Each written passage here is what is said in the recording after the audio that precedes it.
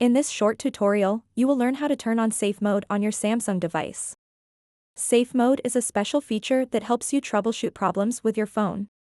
It allows you to start your device without any third-party apps running. This way, you can see if an app is causing issues like crashes or slow performance. To get started, swipe down from the top, just like this, and then swipe down once more to access additional settings.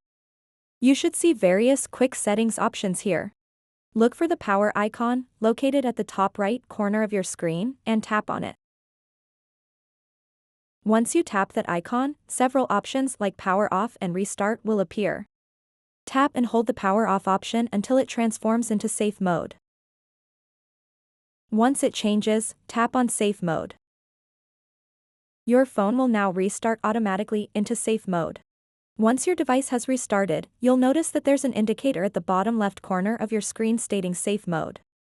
This confirms that you are indeed in safe mode. So that wraps up this tutorial. If you have any questions about this whole process, please let me know in the comments section below. And if this video helped you out, please give it a big thumbs up and subscribe to this channel for more tutorial videos like this one. Thank you so much for watching and have a good day.